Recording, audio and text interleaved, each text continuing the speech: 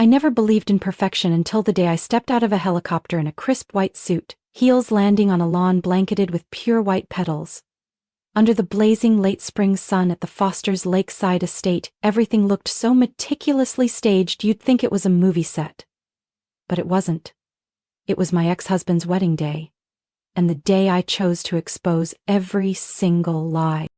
I could feel the stunned, confused stares as the blades roared above. In her custom wedding dress flown in from Paris, Elisa Foster, today's bride, turned to her soon-to-be husband, Mason Foster, with a puzzled smile. "Who planned this little show?" she whispered. But that smile froze the moment the helicopter door opened. I stepped out first, calm. My dark brown hair was tied back and the fitted suit sharpened my silhouette against the glowing scene below. I didn't say a word. I simply extended my hand behind me. 2 children, a boy and a girl, emerged, and each took one of my hands. Their eyes scanned the crowd, unbothered and unafraid, because they knew exactly why we were here. They had waited for this moment their whole lives. They were both 6 years old. I had taught them everything I knew: strength, truth, and how to stand tall when others bow their heads. They had Mason's black hair and his eyes, too, an unmistakable gaze that sent murmurs through the crowd. A gasp came from the front row. I met the eyes of Margaret, Mason's mother. She shot to her feet, one hand trembling over her mouth, the other clutching her purse so tightly the veins on her wrist popped. "Oh my God! Mason, their eyes." I kept walking. No one stopped me. No one dared. Mason stood frozen at the altar, surrounded by white ribbons and rose columns. His eyes, the eyes of the man who once meant everything to me, were now disturbingly blank. No anger, no joy, just confusion and maybe fear. Lissa clutched his arm. "Who is she? Mason, say something." He didn't. Because Mason knew exactly who I was. "My name is Nora Walters," I said, my voice ringing through the strange silence of the ceremony. "And these are Ellis and Mira, my children, or more precisely, our children." A ripple of gasps ran through the garden, a wineglass shattered, someone dropped into their seat. But I didn't care about the audience. I only looked at Mason. "The day you kicked me out of our home," I continued, eyes locked on his, "I begged you to listen, but you believed fake photos, fabricated stories. You left me standing in the cold, when I was 2 months pregnant with twins." Mason took a step forward as if to speak, but I raised a hand to stop him. "Don't say you didn't know," I said softly. "Because I left letters, I sent texts, I knocked on your door 3 times just to say one thing: I'm pregnant. And you never answered, not once." I turned to the children. Mira squeezed my hand tighter, while Ellis stared straight at Mason, his eyes drilling into the conscience of a man who'd never once seen his own children. I took a deep breath. My voice stayed calm, but every word sliced through the air filled with flowers and champagne. "I'm not here to win you back. I'm here to return the truth, and to let my children know who their father really is." Silence fell, no one moved. I knew this was only the beginning. Mason and I used to be called the perfect couple of biomedical research. A brilliant scientist and the golden heir to Foster Biotech, the 3rd largest pharmaceutical company in the U.S., people said we were the next generation of innovation and compassion. The press covered our wedding like it was the union of intellect and power. But those picture-perfect wedding photos were now just warped memories packed away in a box. I thought I'd never reopen. We met at a science conference in Chicago. Mason sat in the front row, focused as I presented my research on gene therapy for leukemia. Afterward, he approached me, bright eyes, a confident but respectful smile. Mason had all the charm of someone born to command boardrooms, but with just enough humility to make me feel seen. I fell in love with him, deeply, genuinely. We married a year later in an intimate ceremony at his grandparents' garden in Vermont. The early years were everything I dreamed of, working side by side at Foster Biotech, co-authoring medical journals, and planning health initiatives in South America. We were a team, inseparable. Until Carter, Mason's childhood friend, began helping him manage the company's finances. A few months later, Carter's sister Hannah appeared, perfect smile, seemingly harmless. Ideas for social collaboration. I never suspected a thing. When I traveled for conferences in Europe or late-night lab work, Hannah always happened to attend company events with Mason. And Carter, disturbingly smooth, kept reassuring me to be understanding of the pressure Mason's under. Then, everything unraveled. Fast and seamlessly. One night, I came home from a short trip to Zurich to find Mason sitting silently in the living room, holding my phone, already opened to a string of texts I'd never seen. "I didn't want to believe this, Nora," he said, voice hoarse with either exhaustion or rage. I couldn't tell. "But how long have you been cheating on me, before or after we started trying for kids?" I froze. The phone displayed flirty messages with someone named Liam A. Mann I'd never met. Intimate words. Bedroom photos of us taken from angles I'd never seen before. "Mason, I don't know what this is, I swear." I reached for him. Don't touch me," he pulled back, hurt and furious. "Carter had everything checked, the photos, recordings, even a man's watch found in your drawer. Start explaining." I couldn't. I had no idea where it all came from. Then, just hours later, as I was still trying to piece things together, Carter walked into our home. Calm. Calculated. As if he'd rehearsed this for months. "I'll have someone escort you out, Nora. The sooner the better. Mason needs space," he said without even looking at me, as if I were a stain to be scrubbed clean. I was thrown out of my own home on a freezing January night, no explanations, no second chances. They froze my accounts, changed my company email, and filed divorce papers before I even grasped what was happening. I lost everything, except for the 2 lives growing inside me which Mason never knew about. And now, as I stood here at the wedding he thought was his fresh start, I wasn't seeking revenge. I was reclaiming truth, the truth he refused to hear. And this time, I wouldn't stay silent. When the villa doors shut behind me with a cold click, I still believed I could turn things around in a matter of days. That Mason would realize his mistake, hear me out, remember the woman who stood by him for 5 years helping build life-saving treatments and breakthrough patents. But then my phone went dark, my email was disabled, my card was declined at a hotel near downtown Boston. That's when I realized they erased me, as if I had never existed in Mason Foster's life. 3 days later, I was living out of my old car, parked behind a 24-hour pharmacy. I ate with the loose bills in my coat and drank from public fountains. No home, no career, no one. One morning, after vomiting near a gas pump from the fuel fumes, a supermarket clerk came over with a grimace. "You okay? You look like you're about to pass out." I staggered upright, forcing a smile. I think I caught a cold, but deep down I knew. I'd missed my period by 3 weeks. I was pregnant. The shock wasn't from the pregnancy. I'd known. I just didn't want to believe everything was really over. That our family was truly broken. I'd planned to tell Mason the night I returned from Zurich. Instead, he ended our marriage with a carefully staged setup, orchestrated by Carter and Hannah. After hours in the car, rain tapping on the windshield, I walked into the pharmacy. I picked the cheapest test, paid in coins, and hid in the cold bathroom. 3 minutes later, 2 lines appeared, clear as day. I didn't cry. I just sat there, gripping the test, heart pounding out of my chest. A week later, I got the divorce papers. Priority shipped from the Foster Biotech legal team.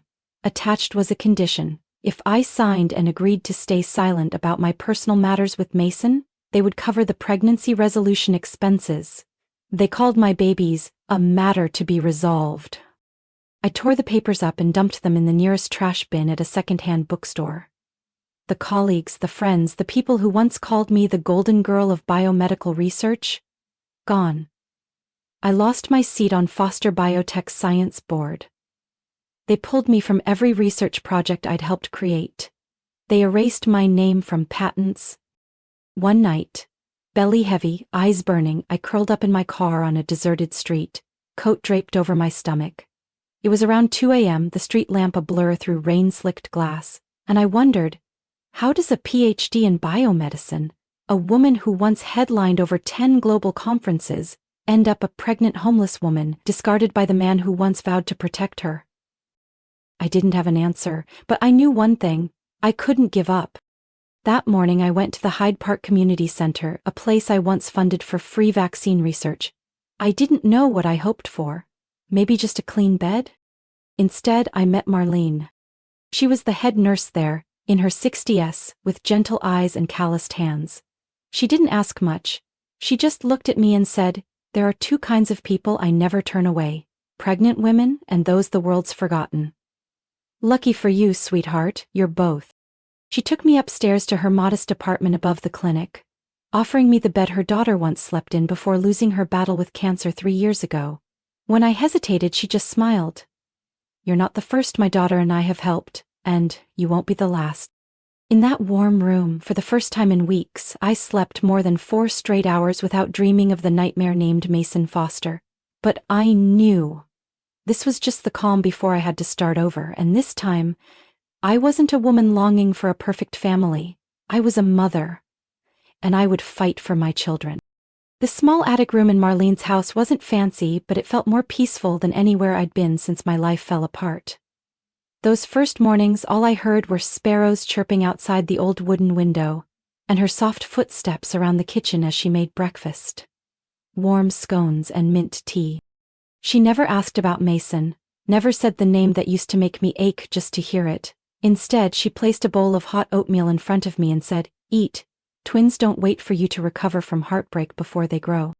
"Twins?" I repeated, thinking I misheard. She smiled and set an old ultrasound machine on the table. "I've been in medicine for 30 years, Nora. Don't ask how I know.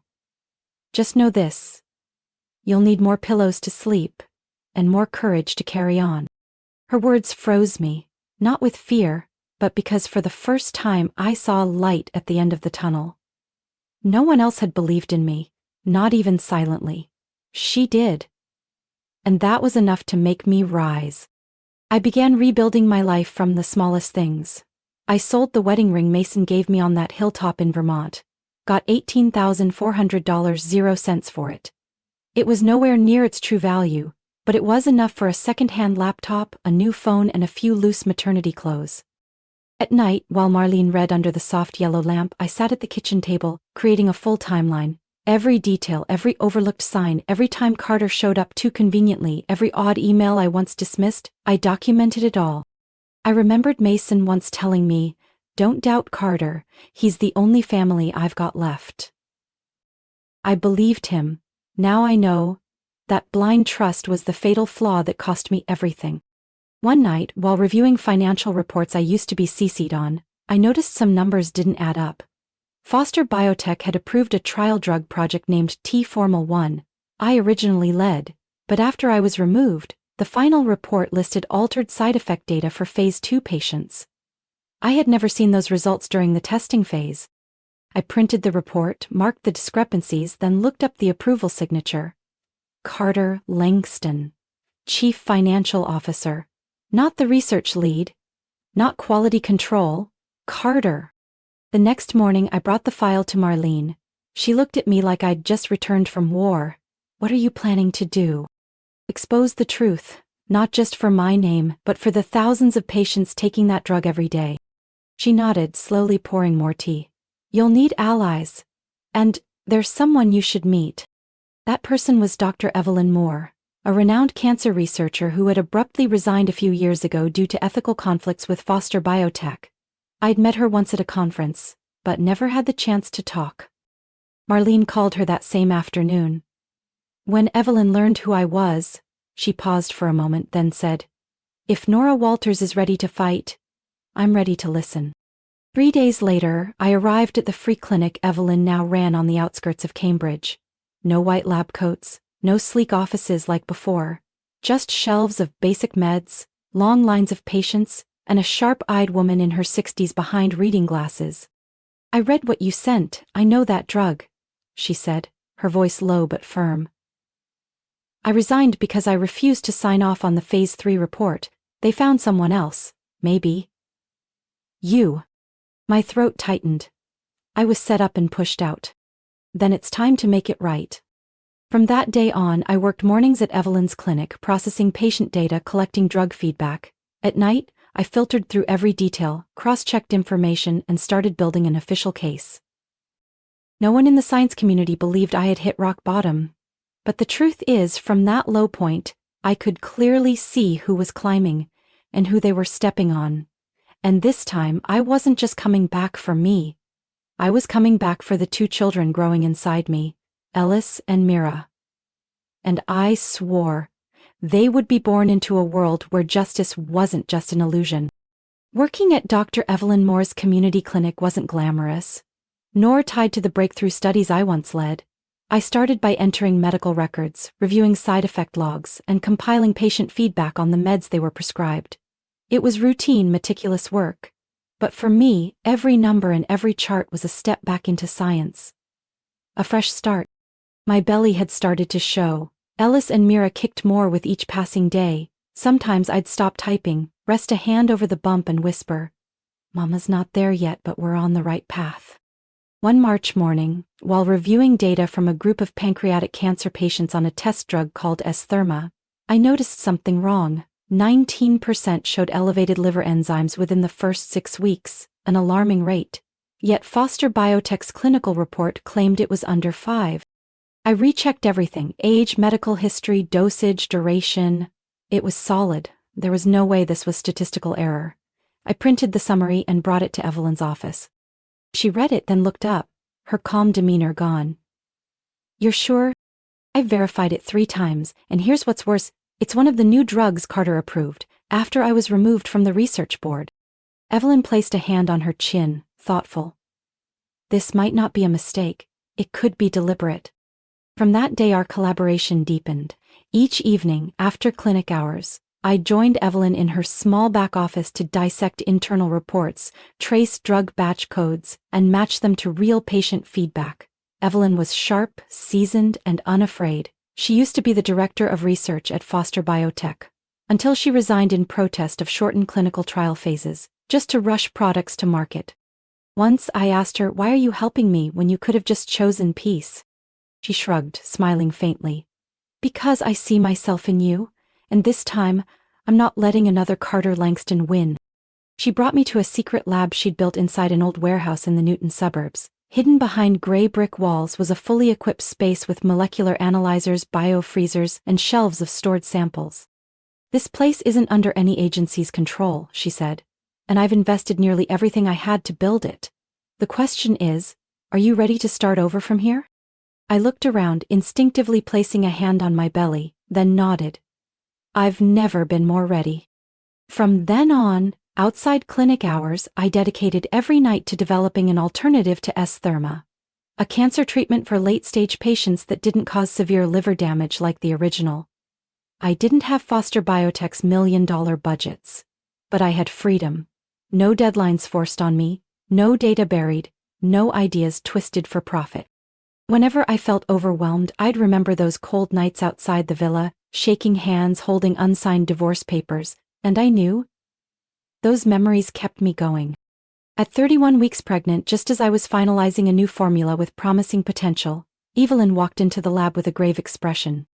"You need to see this," she said, handing me a medical industry article published the night before.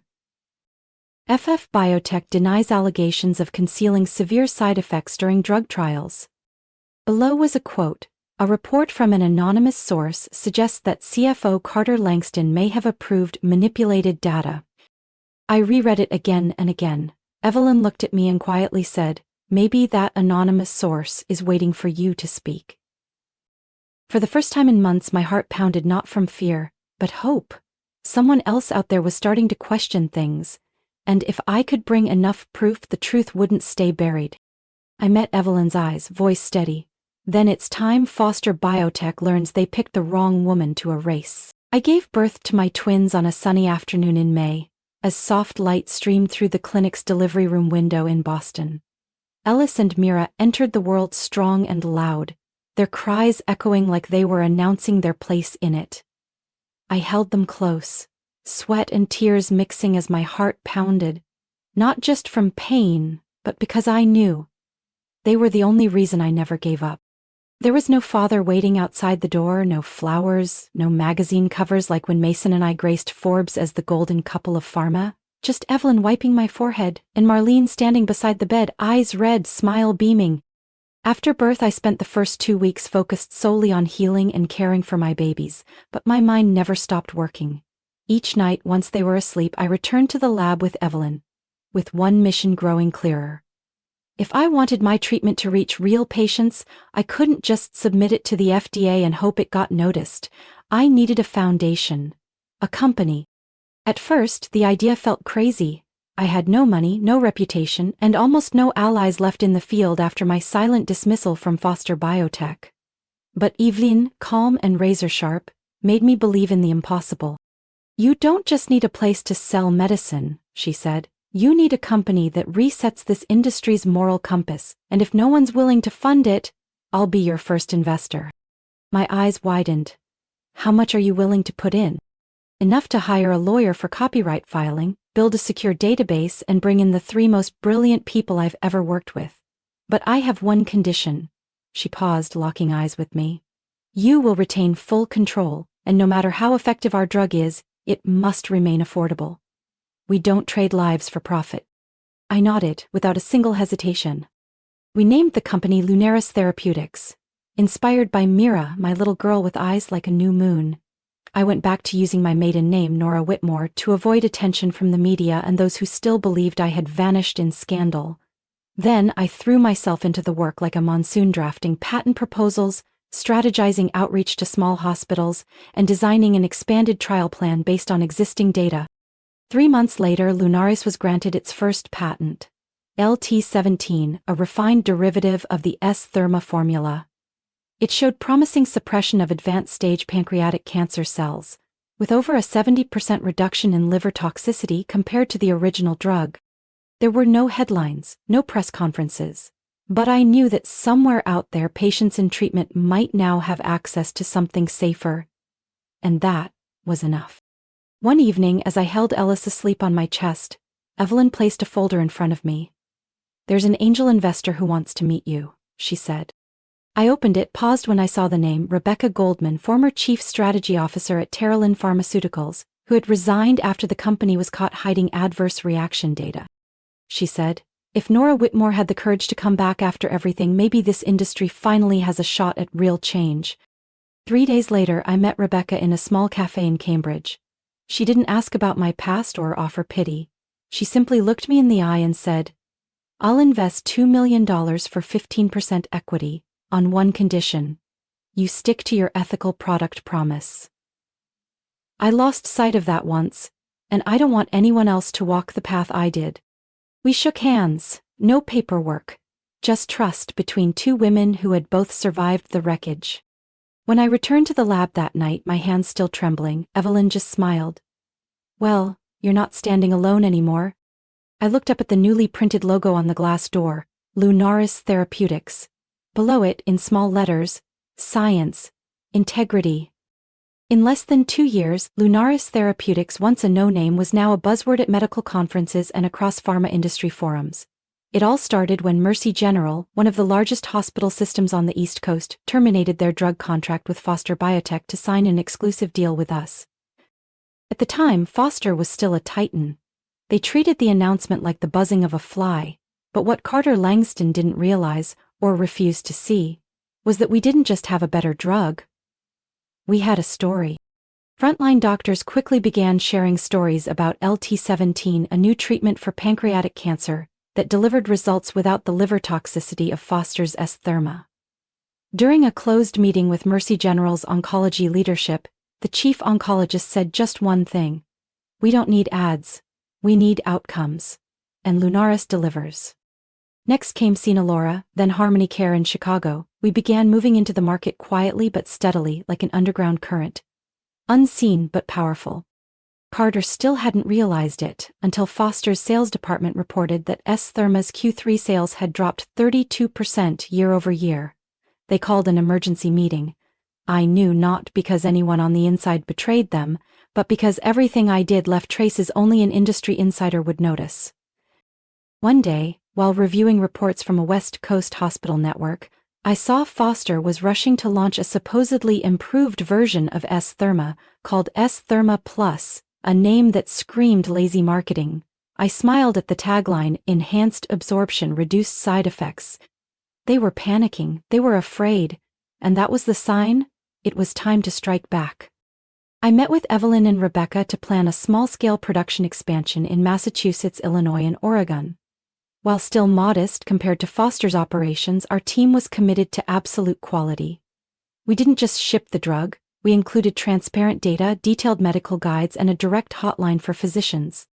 In less than 6 months, the name Lunaris started appearing in industry reports as a promising startup disrupting the market.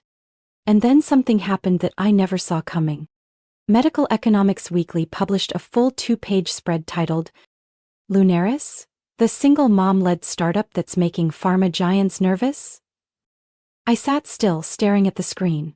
In the article was a photo of me holding Mira at a spring symposium, with Ellis asleep on Evelyn's shoulder. They didn't use my real name, only referred to me as Dr. Whitmore, the resilient founder. But anyone who'd ever known Nora Foster would recognize me.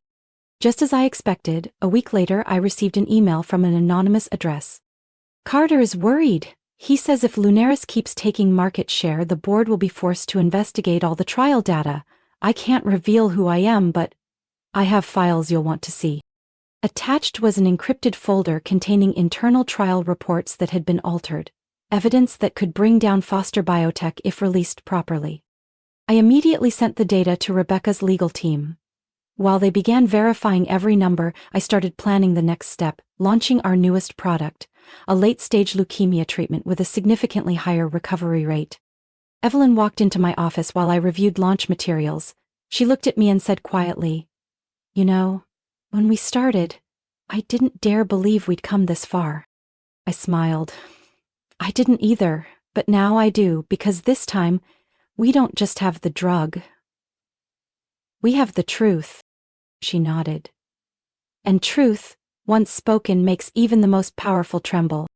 That night, as I tucked the kids into bed, Mira tugged my sleeve and whispered, "Are you going to be away again?" I bent down and kissed her forehead. "I go to work so that one day, you'll never have to be afraid of someone just because they have more money." Back in the office, staring at the battle map pinned on the wall, I knew the biggest fight was still ahead, but this time I wasn't walking into it alone, and this time I had a team behind me. And 2 little ones whose lives gave me a purpose beyond anything else. I never planned to crash Mason Foster's wedding. I simply chose the day they tried to rewrite our story in glittering lies, to bring the truth back to its rightful place. On June 15th, exactly 6 years after I was thrown out of that villa like a stranger, I stepped off a black helicopter holding Mira and Ellis, my 6-year-old twins. Each wore formal outfits they picked themselves for the day we meet Dad. I wore a tailored navy suit, no patterns, no jewelry, only resolve and truth. The roar of the rotor cut through the silent outdoor ceremony on the Foster estate. Hundreds of guests turned, eyes wide with surprise and curiosity.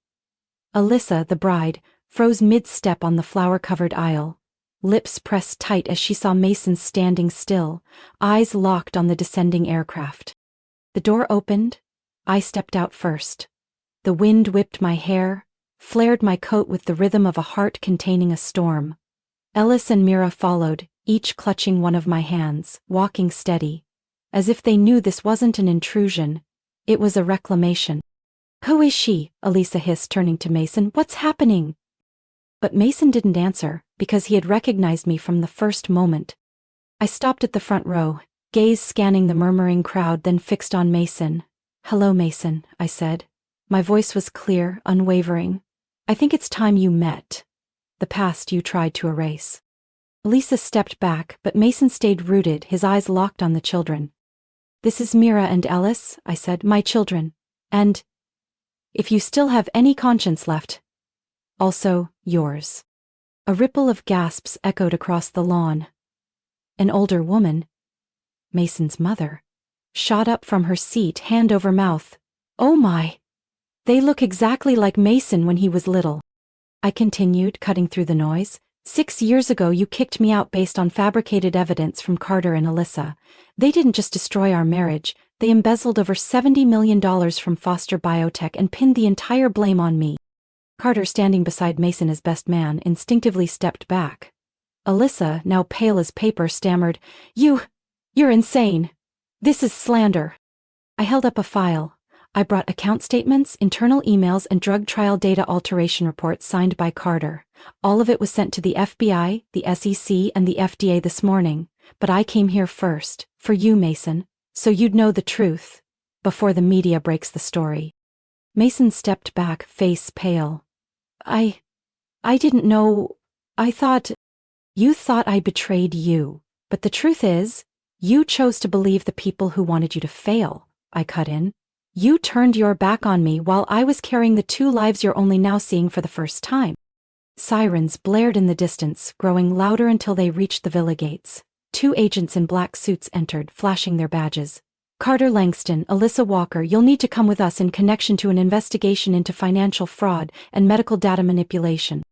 Lisa screamed in protest while Carter stayed silent, his face stone cold. As they were escorted away, I turned to Mason. No longer the arrogant CEO I once knew, but a man watching his world collapse. You chose to erase me from your life, I said, eyes locked on his. But I didn't come here to reclaim your love. I came so my children would know they were never a secret. They deserved to stand in the light, even if their father chose the shadows. Mira looked up and asked softly, Mom, is Daddy going to stay now? I bent down and took her hand. That's not for me to decide, sweetheart. But I won't let anyone hurt you ever again. The entire garden went silent. I turned and began walking Ellis and Myra down the stone path. As we passed the banquet tables, I noticed the staged photos of Mason and Alyssa, their fake smiles captured in a perfect frame. I didn't smash them. I didn't need to. The truth had shattered enough. I didn't come for revenge. I came for closure. And that ending was the beginning of something kinder, something better for the three of us. Mason stayed frozen where he stood, his expression blank as marble. He had just watched his fiancée get taken away by the FBI along with his closest friend, Carter Langston, the man he had trusted with everything. But what truly shook him wasn't the handcuffs or the snapping cameras of the press. It was the presence of the two children, Mira and Ellis, holding my hands, staring at him with the same eyes he once saw in his own reflection. Mason slowly stepped down from the altar, ignoring the stares of the guests. He only stopped when he stood before me and the twins. He looked at Ellis, then Mira, his lips moving as if trying to speak, but no words came out. Is this real? He finally whispered. They really are a... I nodded gently. You once requested a DNA test, remember? I submitted the results to the court 3 months ago, but you never came to collect them. He took a step back as if struck. I didn't know. I never saw anything. Carter blocked it all, I said, calm but sharp. The court noticed my letters, even the 12-page explanation I wrote while I was still pregnant. Mason pressed a hand to his forehead and stumbled toward the chaos of the banquet table. God, I trusted him. He looked at me. I ruined everything. I said nothing. There was no comfort for someone who turned away when I needed him most. Right then, Agent Beckett from the FBI approached. Mrs. Whitmore, he said, voice calm but firm. We received all the materials you submitted. Falsified financial records, evidence of offshore transfers under Alyssa and Carter's names, and unauthorized changes to the drug trial data. I nodded. I still have more to send. Audio recordings of internal meetings where Carter pressured me to sign off on falsified reports. Beckett gave me a respectful look. Your cooperation is going to help a lot of people, not just the staff at Foster Biotech, but the patients. They deserve to know the truth. I glanced at Mason, now slumped in a chair, head in his hands, surrounded by the ruins of a wedding that had turned into a public downfall. Everything that had once built his image as the golden heir was gone in under 2 hours. May I have a few more minutes with him? I asked. Beckett nodded and stepped back. I walked over to Mason. I didn't come here to destroy you, Mason. I came to protect the 2 children you abandoned. He looked up, eyes red. I really didn't know. I thought you cheated on you. Slept with someone named Liam? Left perfume on strange shirts? It was all orchestrated by people who wanted your position, I said evenly. And you believed them. Not once did you ask me. Not once. Because I was too weak to see the truth, he murmured. I couldn't believe someone would go that far, fabricate it all so perfectly. I said nothing. Even apologies can arrive too late. And Lunaris? He asked. You You really started that company? I nodded. Nora Whitmore. My birth name. I used it to stay unconnected to Foster at the beginning. But I don't need to hide anymore. Mason straightened in his seat. Lunaris is taking over the market. The board is questioning me. They're starting to doubt the data. Now I understand why. I turned to go but paused. I don't hate you, Mason, I said. I just don't trust you anymore. And in this world, that's more dangerous than hate. I walked back to Mira and Ellis. They stood quietly side by side, but their eyes told me they understood more than I'd ever taught them. Mason called after me. Can I see them? I turned, meeting his gaze. That's not up to me. It's up to them. If they want to, I won't stop them. But this time you have to earn it. Not with your name, not with money, with truth. And then I walked away from the wedding. I wasn't thinking about winning, I wasn't celebrating, just a quiet relief, as if I'd finally snapped the last chain tying me to a past that no longer had space for me. For the first time in 6 years, I was truly free. 3 days after the interrupted wedding, I received a short message from Mason. I need to see you, just once. Not to apologize, just to take responsibility. I didn't respond right away, partly because I was tied up in legal meetings related to the Foster biotech case, but also because I needed to ask myself, was I even willing to reopen the door he'd once slammed in my face? But that evening, when I saw Mira carefully pasting a newspaper clipping into her handmade journal, the photo of me holding both kids, walking away from the wedding, I knew they needed answers. Not from me, from the man who had made their past a mystery for 6 years. I replied, tomorrow, 3 p.m. Lunaris office. Mason arrived right on time. No longer the polished CEO or the groom in a garden, but a man with tired eyes, a wrinkled gray shirt and no tie. He stood outside the office door, hesitating. When I opened it, he nodded slightly. Thank you for giving me this chance. I didn't reply. I just motioned to the seat across from me, the tea already poured and waiting. First, he began, I know there's nothing I can say today that will undo what's happened, but I still want to say it. I stayed silent, keeping my eyes on him. I was a coward, he said. I chose silence when I should have asked questions. I let Carter control what I thought, let Elisa soothe my doubts with sweet words, and when things started to spiral, I took the easy way out. I blamed you. His voice cracked, his hand gripped the teacup like he was punishing himself. I thought I was protecting the company, protecting myself. But what I really did was push away the one person who ever truly stood by me, right when you needed me most. I took a deep breath. Do you know what the security team told me when I said I was pregnant? Mason looked up, slowly shook his head. They said I was using the pregnancy to extort money, and when I screamed that the baby was yours, they repeated what you told them. I don't care whose baby it is. He froze. I never said that, I swear. I know, I replied, now I know, but back then, I had no one to back me up. Mason bowed his head. After a long moment, he looked up again, eyes red. I don't deserve to be their father. I looked at him for a long time, then shook my head. No one's born deserving. Being a father isn't about worthiness. It's about courage.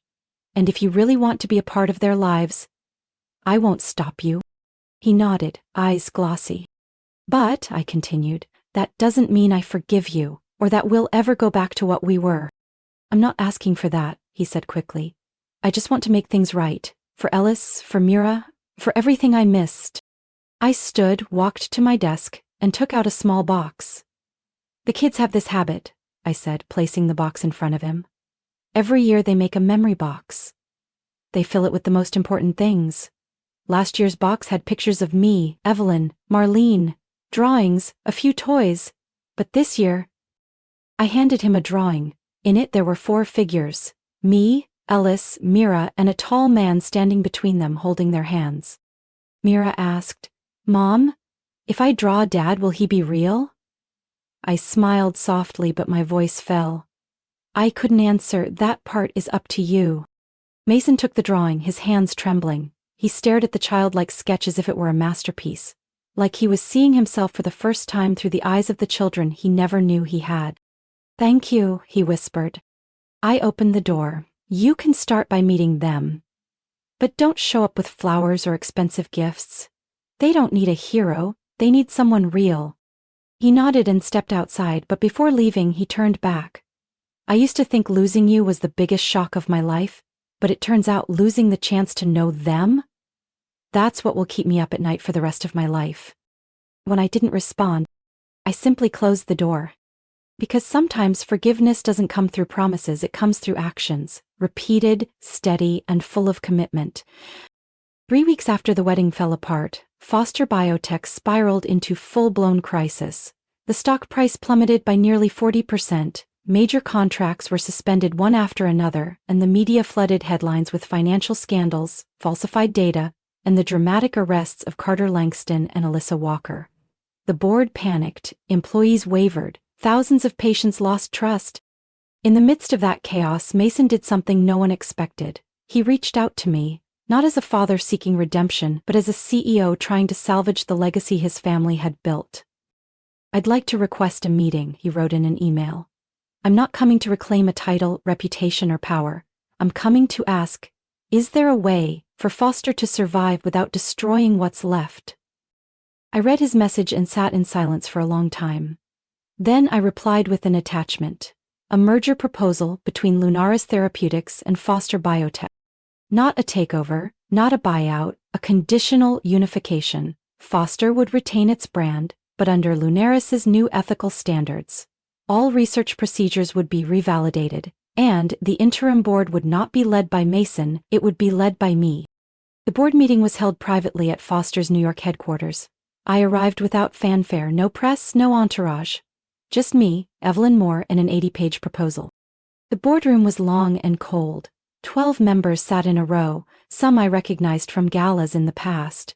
Their expressions were cautious, guarded. Mason stood at the far end of the table, no longer the proud CEO, but a man carrying the weight of his past, hoping to make it right.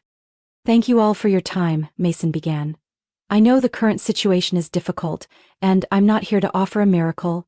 I'm here to present a plan that may prevent Foster from complete collapse." He stepped aside and motioned for me to take the floor. I walked forward slowly, placing copies of the proposal before each member. No one objected. Every eye followed as I began to speak. "I'm Nora Whitmore, founder and CEO of Lunaris Therapeutics," I said briefly. "But some of you may know me by another name, Nora Foster." The room fell silent. I was once Mason Foster's wife.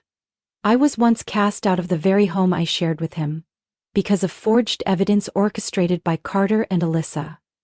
I lost everything, my job, my reputation, my finances.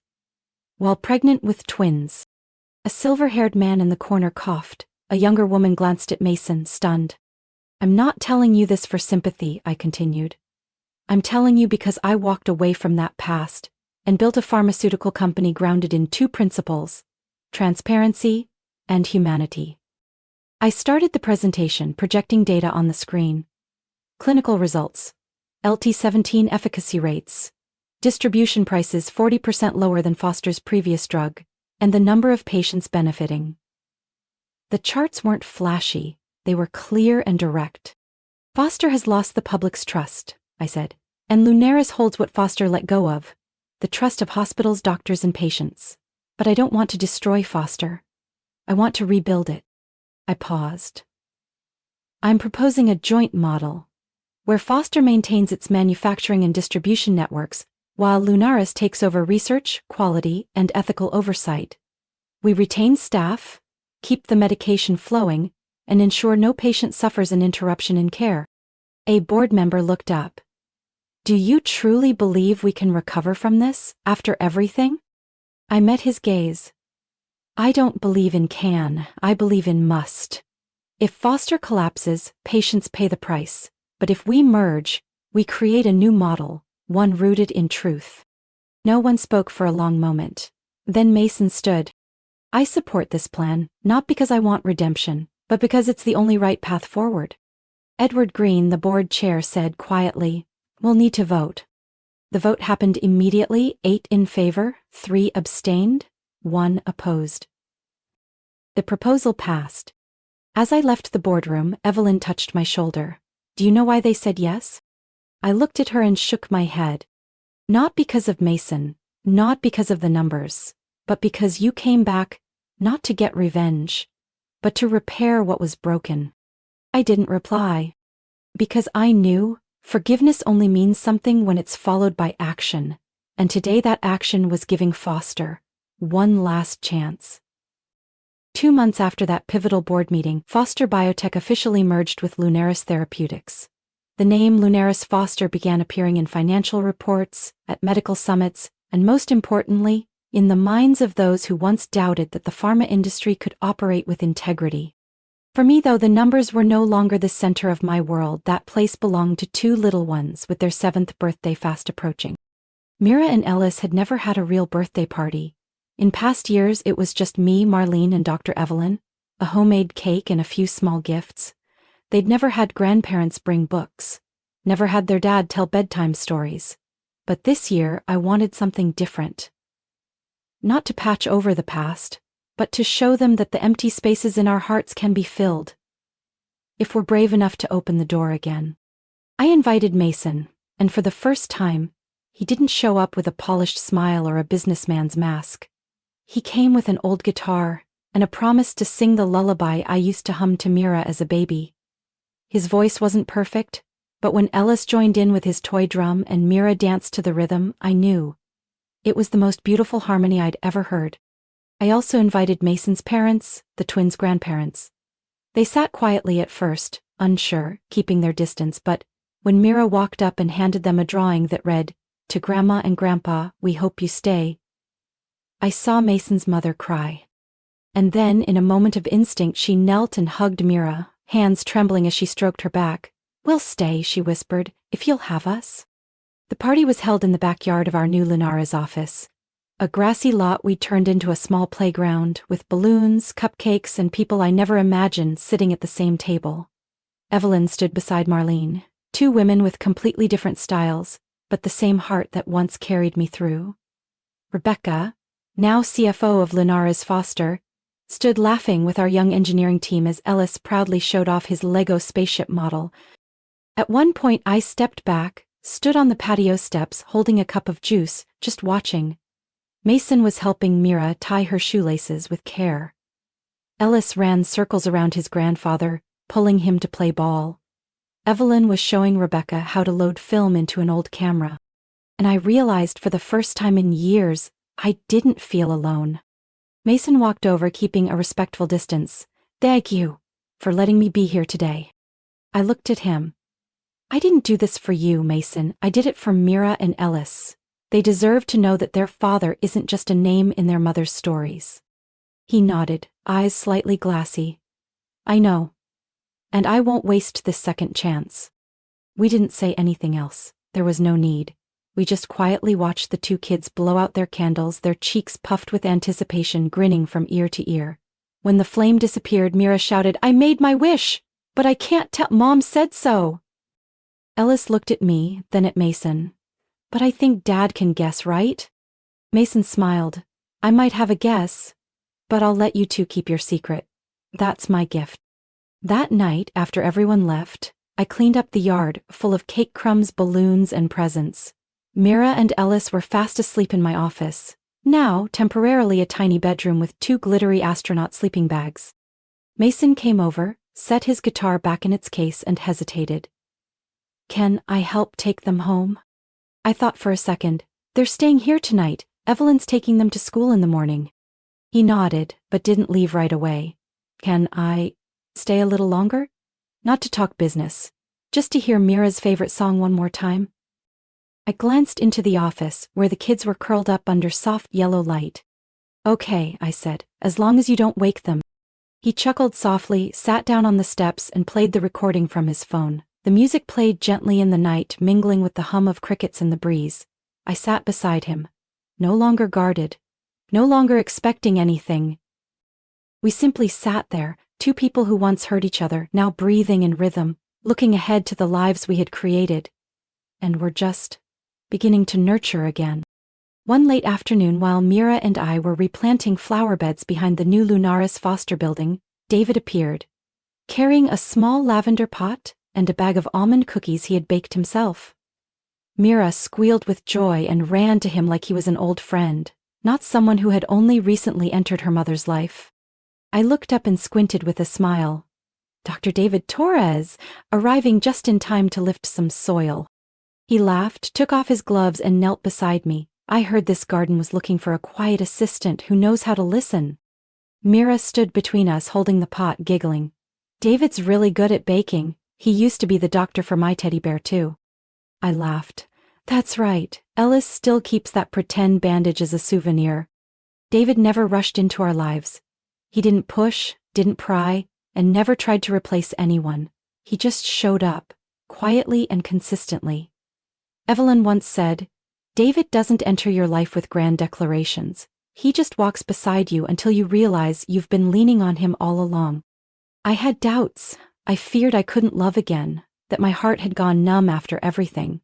But David never asked for love up front. He just needed me to open a small door. That fall, when I brought Mira and Ellis to a solar system exhibit David was running for pediatric patients at the hospital, I saw him crouched among the kids holding a plastic Pluto model, patiently explaining its features. Ellis squeezed in beside him and Mira raised her hand. If the universe has no limits, then maybe the people we love don't either, right? David turned to me at that moment, and I knew my heart had just shifted. We started taking evening walks around the lake behind Evelyn's clinic. He brought coffee, I brought a notebook. Some nights we just listened to each other breathe.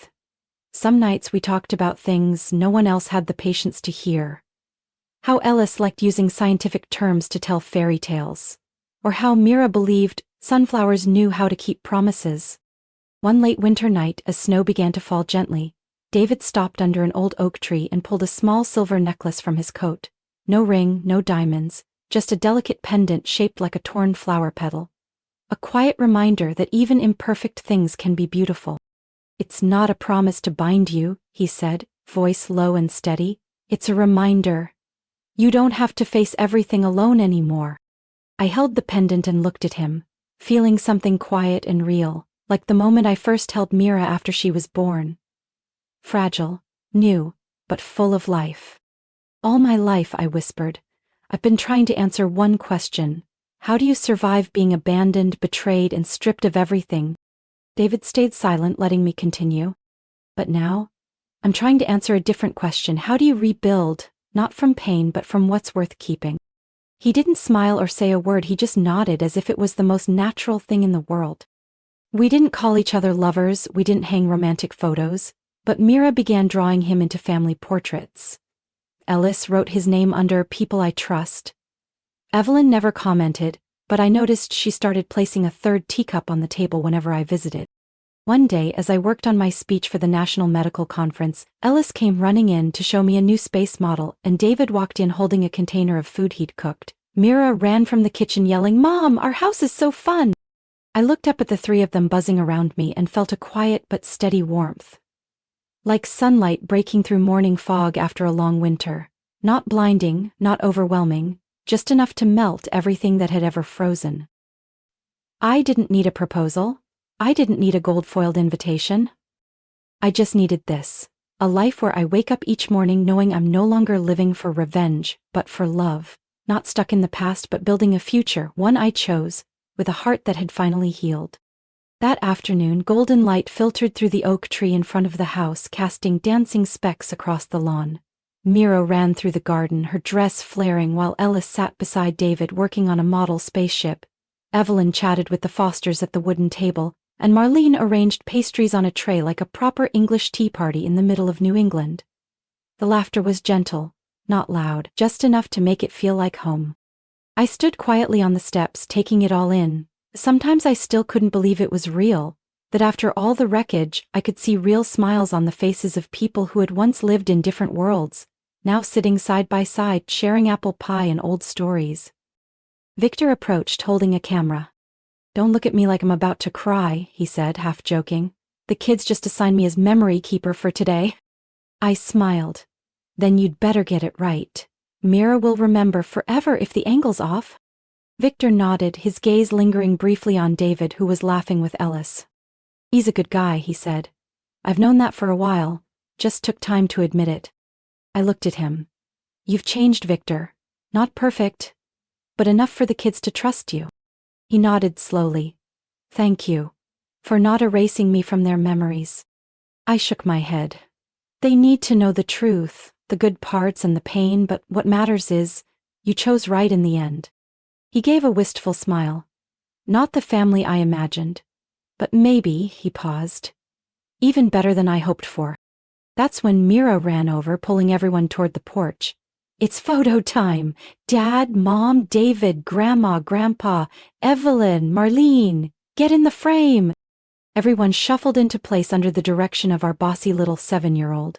I stood to David's right, Ellis on my left, his hand wrapped tightly in mine. Mira beamed between me and Victor as bright as the autumn sun. After adjusting the camera, Victor hit the timer and rushed over just in time for the shutter to click. We weren't posed perfectly. Someone's hair was messy. David had dirt on his knee. Victor stood a little off-center. But that photo captured something I thought I had lost for good over the last 7 years. A family. Not perfect, but whole. That night, as I cleaned the kitchen with David, my phone buzzed. A text from Victor. Just one line. Not the way I imagined it, but maybe even better than I hoped for. I didn't respond right away. I looked over at David, the man who didn't come to replace anyone but simply to stay, the man who waited patiently until I was ready, who walked beside me in every small decision. He was laughing with Ellis and Mira, washing his hands, pretending to complain about the cookie team that eats more than they bake.